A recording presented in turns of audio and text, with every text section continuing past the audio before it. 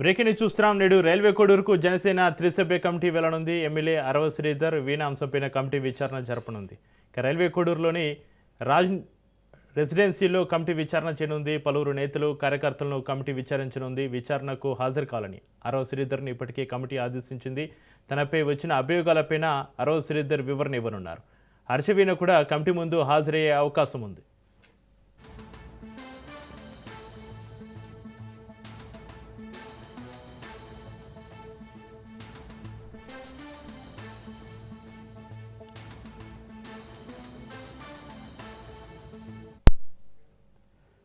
నేడు రైల్వే కోడూరుకు జనసేన త్రిసభ్య కమిటీ వెళ్లనుంది. ఎమ్మెల్యే అరవ శ్రీధర్ వీణ అంశంపైన కమిటీ విచారణ జరగనుంది.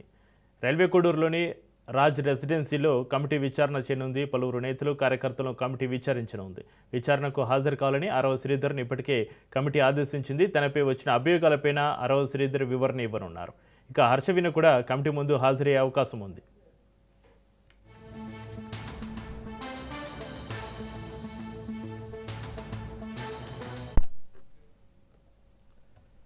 నేడు రైల్వే కోడూరుకు జనసేన త్రిసభ్య కమిటీ వెళ్లనుంది. ఎమ్మెల్యే అరవ శ్రీధర్ వీణ అంశంపైన కమిటీ విచారణ సంబంధించి మరింత సమాచారాన్ని మా ప్రతినిధి హుస్సేన్ ఫోన్లలో అందిస్తారు. హుస్సేన్.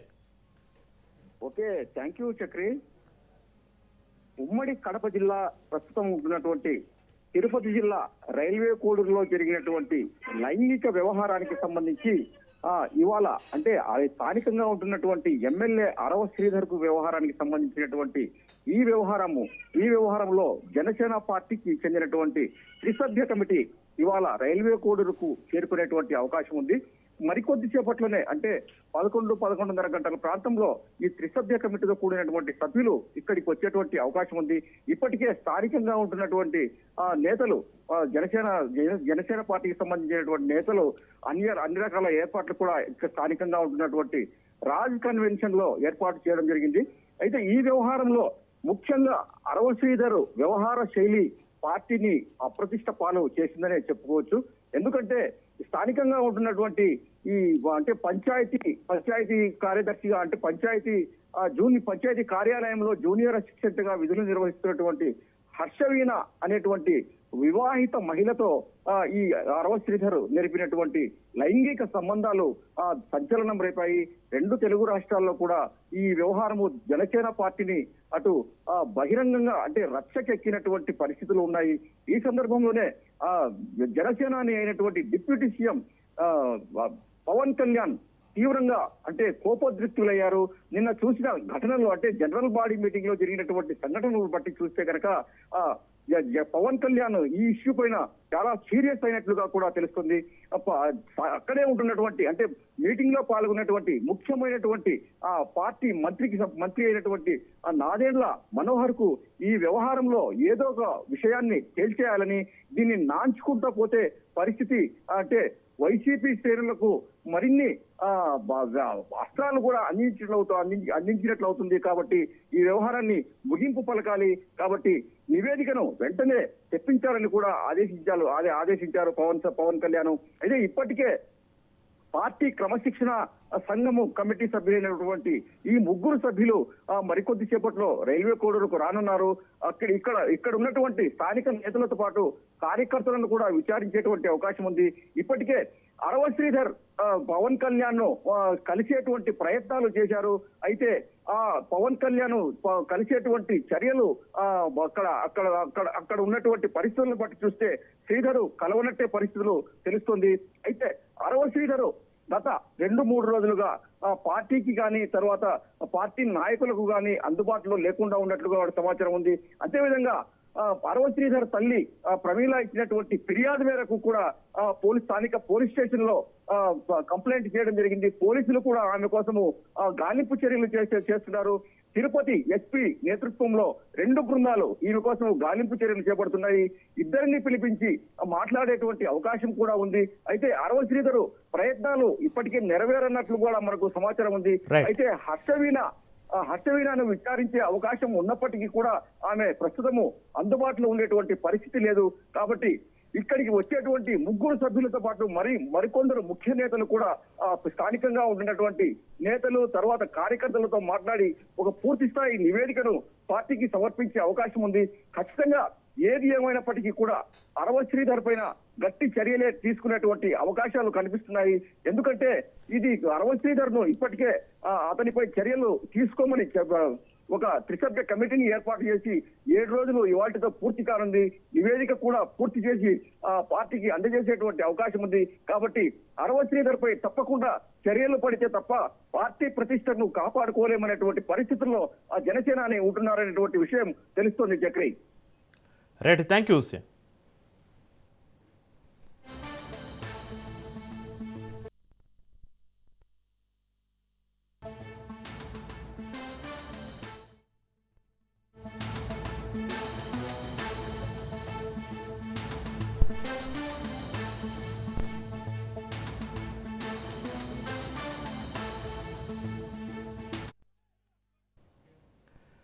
మాజీ మంత్రులు అంబటి జోగిలపైన దాడి కేసులో పోలీసులు దర్యాప్తు స్పీడప్ చేశారు. జోగి రమేష్ ఇంటిపై దాడి కేసులో 43 మందిపైన కేసులు నమోదు చేశారు. అంబటి ఇంటిపై దాడి కేసులోనూ పలువురిపైన కేసులు నమోదయ్యాయి.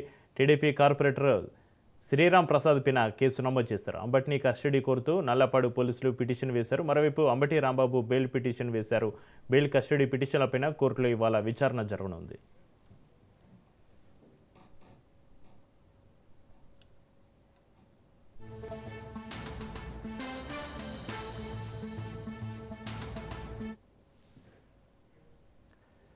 మాజీ మంత్రులు అంబటి జోగిలపైన దాడి కేసులో పోలీసులు దర్యాప్తు స్పీడప్ చేశారు. జోగి రమేష్ ఇంటిపైన దాడి కేసులో 43 మందిపైన కేసులు నమోదు చేశారు. అంబటి ఇంటిపైన దాడి కేసులోనూ పలువురిపై కేసులు నమోదయ్యాయి. టీడీపీ కార్పొరేటర్ శ్రీరామ్ ప్రసాద్పై కేసు నమోదు చేశారు. అంబటిని కస్టడీ కోరుతూ నల్లపాడు పోలీసులు పిటిషన్ వేశారు. మరోవైపు అంబటి రాంబాబు బెయిల్ పిటిషన్ వేశారు.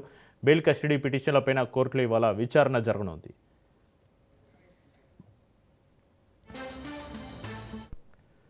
మాజీ మంత్రులు అంబటి జోగిలపైన దాడి కేసులో పోలీసుల దర్యాప్తుకు సంబంధించి మరింత సమాచారాన్ని మా ప్రతినిధి రమేష్ ఫోన్ లైన్లో అందిస్తారు. రమేష్, మాజీ మంత్రులు అంబటి జోగిలపైన దాడి కేసులో పోలీసుల దర్యాప్తుకు సంబంధించి మీ దగ్గర ఉన్న అప్డేట్స్ ఏంటి? మాజీ మంత్రి అంబటి రాంబాబు ప్రస్తుతం రాజమండ్రి సెంట్రల్ జైల్లో ఖైదీగా ఉన్నటువంటి పరిస్థితి కనపడుతుంది. అయితే ముద్దాయిగా ఆయన తీసుకెళ్లినటువంటి తర్వాత కూడా అనేక పరిణామాలు చోటు చేసుకుంటున్నటువంటి పరిస్థితి కనపడుతుంది. ఏదైతే తన సతీమణి విజయలక్ష్మి హైకోర్టులో పిటిషన్ దాఖలు చేశారు, వారి కుటుంబానికి రక్షణ కల్పించాలంటూ కూడా వేసినటువంటి పిటిషన్ పైన కూడా హైకోర్టు న్యాయమూర్తి చాలా తీవ్రంగా పరిగణించారు. ఖచ్చితంగా పోలీస్ అధికారులు వారికి రక్షణ కల్పించాలని ఆదేశాలు ఇచ్చినటువంటి నేపథ్యంలో కూడా నిన్న పోలీస్ కస్టడీ ఒక పికెట్ ఏర్పాటు చేశారు. అంబటి నివాసం దగ్గర ఎక్కడ కూడా ఎలాంటి అవాంఛనీయ సంఘటనలు జరగకుండా 100 మీటర్ల దూరంలో కూడా ఎవరు అనుమతించడానికి వీల్లేదంటూ కూడా పోలీసులు ఆదేశాలు అయితే ఉన్నటువంటి పరిస్థితి కనపడుతుంది. అయితే అంబటి రాంబాబుని ఈ రోజు ములాఖత్తులో కూడా తన అల్లుడు, అదేవిధంగా లీగల్ అడ్వైజర్ గా ఉన్నటువంటి వ్యక్తి, అదేవిధంగా అనిల్ పిఏ కూడా ముగ్గురు కలిశారు ములాఖత్తులో. ఏదైతే మరి జైలు అధికారులు ఆయనకి ఇస్తున్నటువంటి ఫెసిలిటీస్, అదేవిధంగా ఎలాంటి పరిణామాలు ఉన్నాయనే అంశాలపైన కూడా ఈ రోజు ఆయన్ని అంబటి రాంబాబుని కూడా ఈ రోజు ఉదయం ములాఖత్ కలిసినటువంటి నేపథ్యంలో అయితే పోలీస్ కస్టడీకి సంబంధించి ప్రధానంగా నల్లబాడు పోలీసులకు సంబంధించి అంబటి రాంబాబుని వారం రోజుల పాటు పిటిషన్ దాఖలు చేశారు. ఆయన కస్టడీకి తీసుకునేందుకు కూడా పిటిషన్ అటువంటి నేపథ్యంలో ఈ రోజు స్పెషల్ మొబైల్ కోర్టులో కూడా విచారణ జరిగేటువంటి అవకాశం ఉంది. న్యాయమూర్తి ఇచ్చినటువంటి అంటే వారు పెట్టుకున్నటువంటి పిటిషన్ కి సంబంధించి ఆర్గ్యుమెంట్స్ ఇరు న్యాయవాదుల మధ్య వాదనలు జరిగిన తర్వాత మరి న్యాయమూర్తి ఏ విధమైన మరి విచారణ జరిగిన తర్వాత ఎలాంటి పరిణామాలు ఉంటాయో కూడా వేచి చూడాల్సిన పరిస్థితి ఉంది. అదే 12 గంటల లోపు కూడా ఇది ఒక క్లారిటీ వచ్చేటువంటి అవకాశం ఉంది. అయితే ఈ నేపథ్యంలోనే రాష్ట్ర వ్యాప్తంగా సంచలనమైంది అంబటి దాడి ఘటన కానీ, అదేవిధంగా అంబటి మాట్లాడినటువంటి వ్యవహారానికి సంబంధించి కూడా తీవ్ర దుమారం రేపుతుంది. అటు కూటమి ప్రభుత్వం మధ్య, అటు వైసీపీ నేతల మధ్య కూడా తీవ్ర దుమారం రేపుతున్నటువంటి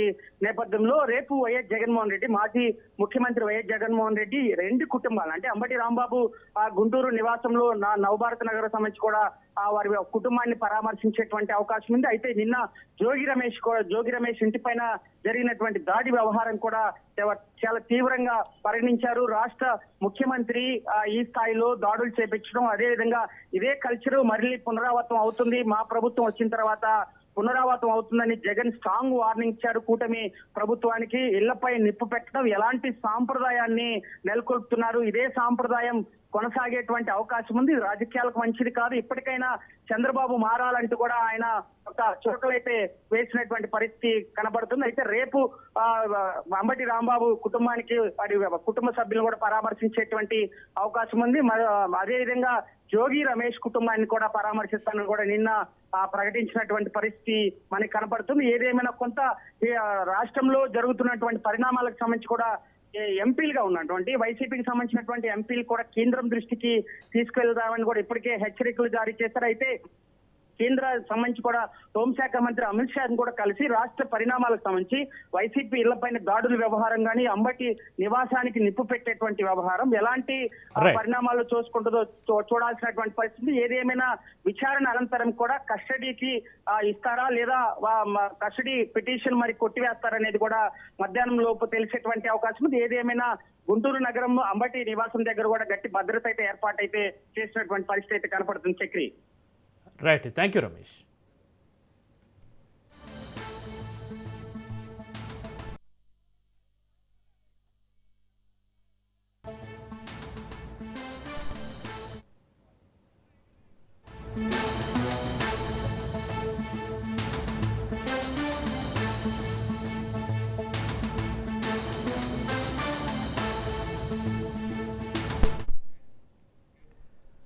మాజీ మంత్రులు అంబటి రాంబాబు, జోగి రమేష్ను వైసీపీ అధినేత జగన్ పరామర్శించనున్నారు. రేపు గుంటూరులోని అంబటి నివాసానికి జగన్ వెళ్లనున్నారు. ధ్వంసమైన అంబటి ఆఫీస్ ఇంటిని పరిశీలించనున్నారు. ఇక శుక్రవారం జోగి రమేష్ ఇంటికి జగన్ వెళ్లనున్నారు. జోగి రమేష్ కుటుంబాన్ని పరామర్శించనున్నారు జగన్.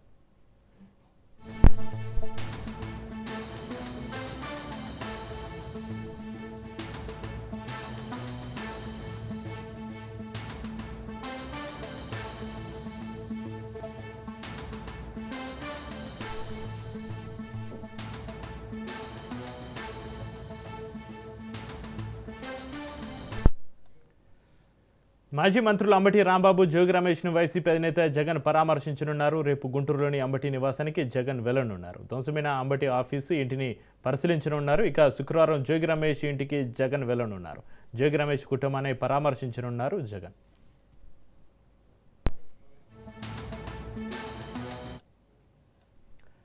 మాజీ మంత్రులు అంబటి రాంబాబు, జోగి రమేష్ను వైసీపీ అధినేత జగన్ పరామర్శకు సంబంధించి మరింత సమాచారాన్ని మా ప్రతినిధి రమేష్ ఫోన్లను అందిస్తారు. రమేష్. చక్రి, వైఎస్ఆర్ కాంగ్రెస్ పార్టీకి చెందినటువంటి మాజీ మంత్రులు అంబటి రాంబాబు, జోగి రమేష్ నివాసాలపైన ఇటీవల తెలుగుదేశం పార్టీ కార్యకర్తలు, నేతలు దాడులు చేశారు. జోగి, అంబటి నివాసాలను ధ్వంసం చేసే ప్రయత్నం కూడా చేసినటువంటి నేపథ్యంలో వారి కుటుంబ సభ్యులను పరామర్శించేందుకు వైసీపీ అధినేత జగన్మోహన్ రెడ్డి రేపు గుంటూరులో పర్యటించబోతూ ఉన్నారు. రేపు గుంటూరులో జగన్మోహన్ రెడ్డి అంబటి నివాసానికి వెళ్తారు. అంబటి కుటుంబ సభ్యులతో సమావేశం అవుతారు. ఈ దాడి జరిగినటువంటి ఘటన ఏదైతే ఉందో ఈ ఘటనకు సంబంధించి అంబటి కుటుంబ సభ్యుల దగ్గర నుంచి పూర్తి సమాచారాన్ని జగన్మోహన్ రెడ్డి తీసుకున్నారు. అంతేకాకుండా అంబటి కుటుంబ సభ్యులకు పార్టీ మొత్తం అండగా ఉంటుందనే ఒక ధైర్యాన్ని, భరోసాను కూడా మాజీ ముఖ్యమంత్రి జగన్మోహన్ రెడ్డి ఇవ్వబోతూ ఉన్నారు. ఇప్పటికే జగన్మోహన్ రెడ్డి అంబటి రాంబాబుతో ఫోన్ లో మాట్లాడటం జరిగింది. ఆయనకి ధైర్యం చెప్పినటువంటి పరిస్థితి కూడా ఉంది. మరోవైపు జోగి రమేష్ నివాసం పైన కూడా మొన్న తెలుగుదేశం పార్టీ కార్యకర్తలు దాడి చేశారు. ఆయన ఇంటిని తగలబెట్టే ప్రయత్నం కూడా చేసినటువంటి నేపథ్యంలో ఇప్పటికే పార్టీకి సంబంధించిన ముఖ్య నేతలందరూ కూడా జోగి రమేష్ నివాసానికి వెళ్లారు. ఆయన కుటుంబ సభ్యులతోనూ జోగి రమేష్ తో కూడా మాట్లాడటం జరిగింది. వారికి భరోసా ఇచ్చే ప్రయత్నం కూడా చేశారు. ఇక వైసీపీ అధినేత జగన్మోహన్ రెడ్డి కూడా శుక్రవారం రోజు పత్రికలోని జోగి రమేష్ నివాసానికి వెళ్తారు. జోగి రమేష్ తో సమావేశం అవుతారు. వారి కుటుంబ సభ్యులకు జగన్మోహన్ రెడ్డి భరోసా ఇస్తారు. పార్టీ అండగా ఉంటుందనే ఒక భరోసాను కూడా ఇవ్వబోతున్నారు. అంతేకాకుండా ఇప్పుడు ఏవైతే దాడులు జరుగుతూ ఉన్నాయో వైఎస్ఆర్ కాంగ్రెస్ పార్టీ నేతలపైన ఈ దాడులన్నిటిపైన కూడా జాతీయ స్థాయిలో ఒక ఉద్యమాన్ని కూడా వైఎస్ఆర్ కాంగ్రెస్ పార్టీ చేయాలని భావిస్తుంది. దీనికి సంబంధించి కూడా ఒక కార్యక్రమం రూపొందించే ఆలోచనలో ఇప్పటికే పార్టీ చేస్తూ ఉంది. వైసీపీ నేతలపైన జరుగుతున్నటువంటి దాడులకు సంబంధించి ఇప్పటికే ఎంపీలు పార్లమెంట్ లో కూడా ప్రస్తావిస్తారు. వైఎస్ఆర్ కాంగ్రెస్ పార్టీ నేతలు, కార్యకర్తలపైన జరుగుతున్నటువంటి దాడుల నేపథ్యంలో వారికి పార్టీ పూర్తిగా అండగా ఉంటుంది, భరోసా ఉంటుందనే ఒక ప్రయత్నం అయితే జగన్మోహన్ రెడ్డి చేయబోతూ ఉన్నారు. అందులో భాగంగానే రేపు గుంటూరులో, ఎల్లుండి ఇబ్రహీంపట్నంలో జగన్ పర్యటించబోతూ ఉన్నారు. Chakri. Right, thank you Ramesh.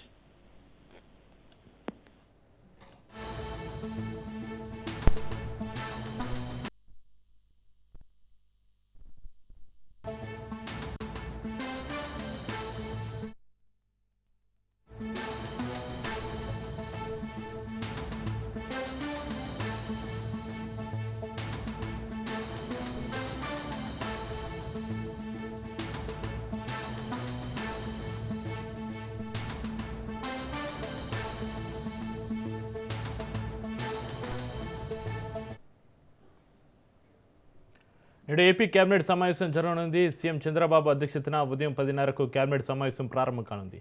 కల్తీ నెయ్యిపైన సిటీ నివేదిక, అసెంబ్లీ సమావేశాలపైన కేబినెట్ భేటీలో చర్చించనున్నారు. అమరావతి నిర్మాణం, పలు సంస్థలకు భూ కేటాయింపులపైన నిర్ణయం తీసుకోనున్నారు.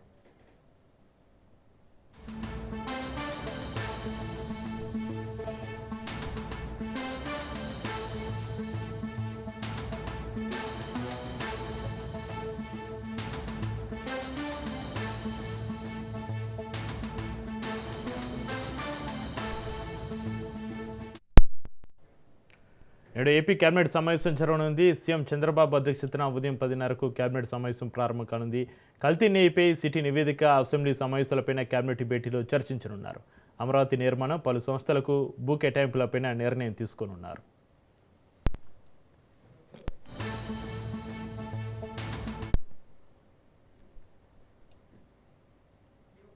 నేడు ఏపీ కేబినెట్ సమావేశం జరగనుంది. సీఎం చంద్రబాబు అధ్యక్షతన ఉదయం 10:30కు కేబినెట్ సమావేశానికి సంబంధించి మరింత సమాచారాన్ని మా ప్రతినిధి సంతోష్ ఫోన్లైన్లో అందిస్తారు. సంతోష్. చక్రి, సీఎం చంద్రబాబు నాయుడు అధ్యక్షతన మరికొద్ది సేపట్లో అయితే కనుక రాష్ట్ర సచివాలయం మొదటి బ్లాక్ లో ఏపీ కేబినెట్ సమావేశం అనేది కూడా ప్రారంభం కానుంది. ప్రధానంగా ఏదైతే పలు ప్రతిపాదనలు ఆమోదం తెలిపిన అనంతరం కూడా తాజా రాజకీయ పరిస్థితులపై కూడా చర్చించనున్నది కూడా తెలుస్తోంది. ప్రధానంగా ఏదైతే ఇటు ఉత్తరాంధ్ర నుంచి రాయలసీమ వరకు కూడా నెలకొన్నటువంటి అంశాలు కావచ్చు, అదేవిధంగా వివిధ ప్రతిపాదనలు ఏవైతే వచ్చాయో దానికి సంబంధించినటువంటి అంశాలు, ఇరిగేషన్ శాఖకి సంబంధించినటువంటి ప్రతిపాదనలు, వాటికి సంబంధించినటువంటి వ్యయానికి అంశాలపై కూడా ఈ రోజు సీఎం చంద్రబాబు నాయుడు అధ్యక్షతన ఏపీ కేబినెట్ లో అయితే కనుక చర్చించి ప్రతిపాదనలు అయితే కనుక ఆమోదం తెలుపనున్నట్టు కూడా తెలుస్తోంది. అదేవిధంగా రాష్ట్ర రాజకీయ పరిస్థితులు చూసుకున్నట్లయితే కనుక ఏదైతే ఇటీవలే చోటు చేసుకున్నటువంటి అంశాలు, దానికి సంబంధించినటువంటి ఏదైతే లడ్డూ కల్తీ వ్యవహారం, అదేవిధంగా కేంద్ర బడ్జెట్ రాష్ట్రానికి ప్రతిపాదించినటువంటి ఏదైతే నిధులు కావచ్చు, వీటన్నిటిపై కూడా సీఎం చంద్రబాబు నాయుడు మంత్రులతో అయితే కనుక దిశానిర్దేశం చేయనున్నట్టు కూడా తెలుస్తోంది. అదేవిధంగా వైసీపీ డైవర్షన్ పాలిటిక్స్ లో అయితే కనుక ట్రాప్ అవ్వకుండా మంత్రులు జాగ్రత్త వహించాలంటూ కూడా ఈ యొక్క కీలక సమావేశంలో అయితే కనుక చర్చించనున్నట్టు కూడా తెలుస్తోంది. అనంతరం కూడా మంత్రి నారా లోకేష్ ఈ రోజు ఢిల్లీ అనేది పర్యటించనున్నట్టు కూడా తెలుస్తోంది. రేపు పలువురు కేంద్ర మంత్రులను అయితే కనుక కలవనున్నటువంటి నేపథ్యంలోనే ఎంతో ఏదైతే ఉత్కంఠ నెలకొందని కూడా తెలుస్తోంది. ఎందుకంటే మంత్రి నారా లోకేష్ దీనికి రాష్ట్ర సంబంధించినటువంటి తాజా పరిస్థితులపై కేంద్ర మంత్రులతో అయితే కనుక వివరించనున్నట్టు కూడా తెలుస్తోంది. ఇప్పటికే పార్లమెంట్ వేదికగా అయితే కనుక వైసీపీ వాళ్ళు చేస్తున్నటువంటి అంశాలపై కూడా చిక్కుకొట్టేందుకు దిశానిర్దేశం అనేది చేయనున్నట్టు తెలుస్తుంది. అయితే ఈ రోజు కేబినెట్ లో అయితే కనుక ప్రధానంగా ప్రతిపాదనలు అయితే అంటే వారం రోజుల గ్యాప్ లోనే ఈ యొక్క కేబినెట్ సమావేశం అనేది కూడా జరుగుతున్నటువంటి నేపథ్యంలోనే ఇటు భూ కేటాయింపులకు అయితే కనుక ప్రాధాన్యత ఇస్తున్నట్టు కూడా తెలుస్తోంది. అయితే ఈరోజు తిరుపతి లడ్డు వ్యవహారం పైన సిటీ దర్యాప్తు పురోగతిని కేబినెట్ సమీక్షించే అవకాశం ఉందా సంతోష్? ఏదైతే కల్తీ లడ్డు వ్యవహారం సిట్ నివేదిక ప్రతిపాదనలపై కూడా సీఎం చంద్రబాబు నాయుడు ఈ రోజు చర్చించే అవకాశాలు ఎక్కువగా కనబడతా ఉన్నాయి. మంత్రులంతా కూడా ఎమ్మెల్యేలతోటి సమన్వయం చేసుకుంటూ దీనికి సంబంధించినటువంటి ఏదైతే సిట్ నివేదికని పూర్తి స్థాయిలో ప్రజల్లోకి తీసుకెళ్లే విధంగా కూడా దిశానిర్దేశం చేయనున్నట్టు కూడా తెలుస్తోంది. ఎందుకంటే ఇప్పటికే ఈ యొక్క కల్తీ వ్యవహారంపై కూడా ఏ విధమైనటువంటి కల్తీ జరిగింది అన్న దానికే అయితే కనుక సీఎం చంద్రబాబు నాయుడు పలు సూచనలు అయితే కనుక మంత్రులకి చేయనున్నట్టు కూడా తెలుస్తోంది. అదేవిధంగా వ్యక్తిగత దోషాలకు పాల్గొన్నటువంటి వ్యక్తులపై కూడా ఏ విధంగా టీడీపీ నాయకులు ముందుకెళ్లాలన్న దానిపై అయితే కనుక సీఎం చంద్రబాబు నాయుడు పలు సూచనలు అయితే ఇవ్వనున్నట్టు కూడా తెలుస్తోంది. Right, thank you Santosh.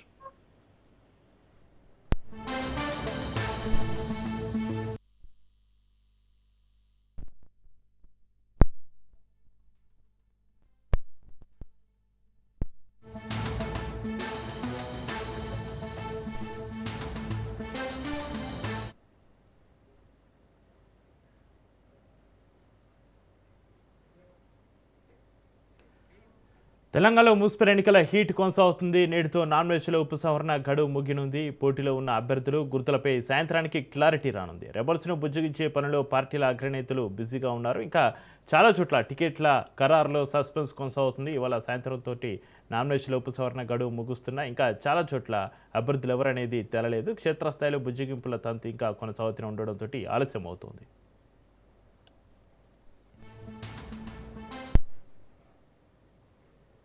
Congress, BRS, BJP, వామపక్షాలు ఇవాళ నేరుగా అభ్యర్థులకు సంబంధించిన బీఫారాలను ఎన్నికల అధికారికి అందజేసేందుకు ఏర్పాట్లు చేస్తున్నాయి. మధ్యాహ్నం 3 గంటల లోపు వీటిని సమర్పించాల్సి ఉండడంతో ఆలోపు అసమ్మతి జాలాలు మరింత పెరగకుండా పోటీలో నుంచి కొందరిని తప్పించేందుకు పార్టీల నాయకులు కసరత్తు చేస్తున్నారు. ఆది సోమవారంలో అనుకున్న విధంగా ఉపసంహరణల జోరు కనిపించలేదు. దీంతో ప్రధాన పార్టీల నాయకులు రెబల్స్ బెడదపైన ఆందోళన చెందుతున్నారు. స్వతంత్రులు కూడా తాము బరిలో ఉంటామనే విధంగా సిద్ధమవుతుండడంతో ఈసారి పొరపొరు రసవత్రంగా మారుతుంది.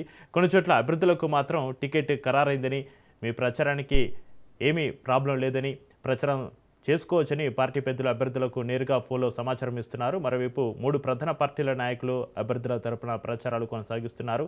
హామీలను గుప్పిస్తూ ఓట్లు అడుగుతున్నారు.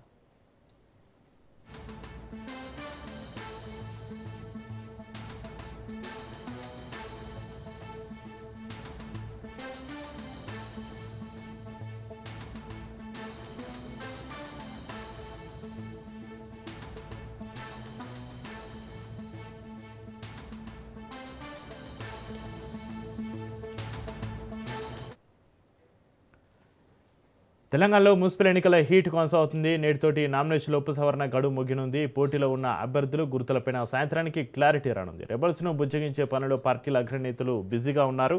ఇంకా చాలా చోట్ల టికెట్ల ఖరారులో సస్పెన్స్ కొనసాగుతుంది. ఇవాళ సాయంత్రంతో నామినేషన్ల ఉపసంహరణ గడువు ముగుస్తున్నా ఇంకా చాలా చోట్ల అభ్యర్థులు ఎవరనేది తేలలేదు. ఇక క్షేత్రస్థాయిలో బుజ్జగింపుల తంతు ఇంకా కొనసాగుతూనే ఉండడంతో ఆలస్యం అవుతుంది.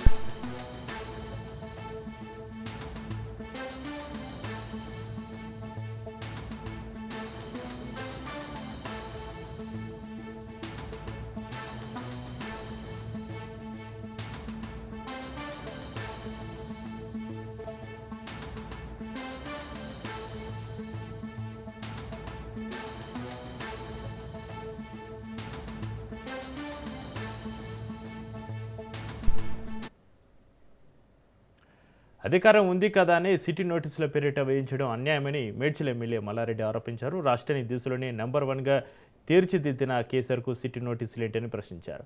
మేడ్చల్ నియోజకవర్గం ఎల్లంపేట మున్సిపాలిటీ పరిధిలోని డబుల్పూర్ మైసిరెడ్డిపల్లిలో బీఆర్ఎస్ అభ్యర్థుల తరపున ఎన్నికల ప్రచారం నిర్వహించారు. ర్యాలీ, రోడ్ షో, కార్నర్ మీటింగ్లో పాల్గొన్న మల్లారెడ్డి కాంగ్రెస్ పార్టీ పట్ల 2 ఏళ్లకే ప్రజలు విసుగుపోయారని, కేసీఆర్ ప్రభుత్వం ప్రవేశపెట్టిన సంక్షేమ పథకాలు అమలు చేయడంలో కూడా విఫలమయ్యారని దుయ్యబట్టారు.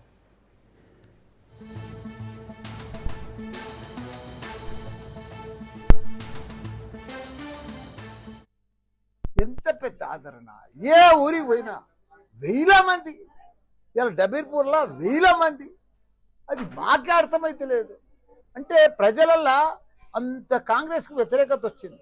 మేము కూడా గ్రామాలలో తిరుగుతూనే మాకు తెలుస్తుంది ఈ కాంగ్రెస్ మీద ఎంత వ్యతిరేకతనా అని. ఎందుకు వచ్చిందని బాగా డీప్గా మేము కూడా డిస్కషన్లో పెట్టాం. వాళ్ళకు కూడా అర్థమైపోయింది కాంగ్రెస్ వాళ్ళకు. ఇక మనం ఈ 3 మున్సిపాలిటీలో గెలిచేటట్టు లేదు.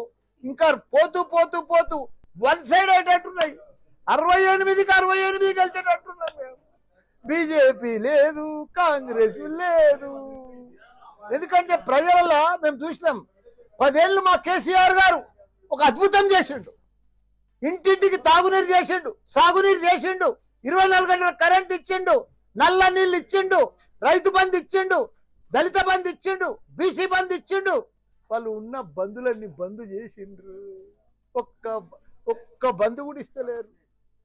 ప్రజలకు అన్యాయం చేసిండ్రు, అబద్ధం చెప్పిండ్రు. ఆడబిడ్డకు 2500 ఇస్తా అన్నారు, అమ్మమ్మకు నాయనమ్మకు 4000 పింఛన్ ఇస్తా అన్నారు, చిన్నమ్మకు పెద్ద నాయనకు కూడా ఇస్తా అన్నారు. కానీ ఇచ్చేది కూడా 2000. తులం బంగారం ఇస్తా అన్నారు, అది మోసం చేశారు. గుళ్ళల్లో పత్రాలు రాసి ఇచ్చారు, అది అబద్ధాలు ఆడిర్రు. అన్ని అబద్ధాలు ఆడి ప్రభుత్వంలోకి వచ్చినందుకు ప్రజలకు క్లియర్గా అర్థమైపోయింది. అబ్బా ఈ కాంగ్రెస్ ప్రభుత్వం ఉంటే మనకు లాభం లేదు. గతంలో కూడా 56 సంవత్సరాలు పరిపాలించారు. అప్పుడు అబద్ధాలు అయ్యారు. అప్పుడు కరెంట్ ఇయ్యలే, నీళ్ళు ఇయ్యలే, ఏమి ఇయ్యలే. బ్రిడ్జిపై 2 లారీలు ఎదురెదురుగా ఢీకొన్న ఘటన ఖమ్మం జిల్లా వేర మండలంలో చోటు చేసుకుంది. పినపాక బ్రిడ్జిపై జరిగిన ఈ ప్రమాదంలో పలువురికి గాయాలయ్యాయి. చేతిగాత్రులను పెట్టిన అంబులెన్స్లో ఆసుపత్రికి తరలించారు. ఖమ్మం నుంచి తల్లాడ వైపు వెళ్తున్న గ్రానైట్ లారీ ఎదురుగా వస్తున్న కంటైనర్ లారీని అతివేగంగా ఢీకొట్టింది. లారీ క్యాబిన్లో ఉన్న డ్రైవర్లు క్లీనర్లకు గాయాలయ్యాయి. స్థానికుల సమాచారంతో ఘటనా స్థలానికి చేరుకున్న పోలీసులు కేసు నమోదు చేసి దర్యాప్తు చేపట్టారు. ప్రమాదంతో రహదారిపైన వాహనాలు నిలిచిపోయాయి. ప్రొక్లైన్ల ద్వారా లారీలను తొలగించి ట్రాఫిక్ను క్లియర్ చేశారు.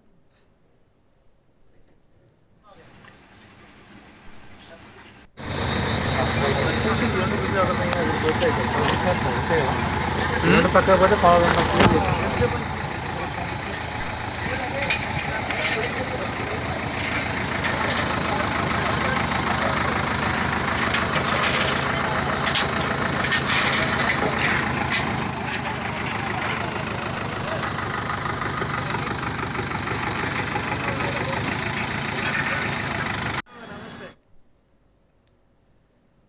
నెల్లూరు జిల్లా చేజర్ల మండలం పెరుమల్లపాడు గ్రామ సమీపంలోని నాగ లింగేశ్వర స్వామి ఆలయాన్ని మంత్రి ఆనం రామనారాయణ సందర్శించారు. పెన్నా నది ఒడ్డున ఉన్న ఈ ఆలయం వరదలు ప్రకృతి ప్రవాహాల కారణంగా ఇసుక మేడల కింద కప్పబడిపోయింది. గ్రామ పెద్దలు ఆలయ స్థితిని గుర్తించి స్థానికుల చొరవతోటి ఆలయ భాగాలను బయటపెట్టారు. మంత్రి ఆనంద్ సంకల్పంతో కదిలిన యంత్రాంగం ఆలయానికి పూర్వ వైభవానికి నాంది పలికారు. మరోవైపు ఈ ఆలయం సుమారు 200 నుంచి 300 సంవత్సరాల పురాతన చరిత్ర కలిగి ఉండగా వాస్తవిక ఆధారాల ప్రకారం ఇది 19వ శతాబ్దం కాలానికి చెందినదిగా పురావస్తు నిపుణులు తేల్చారు.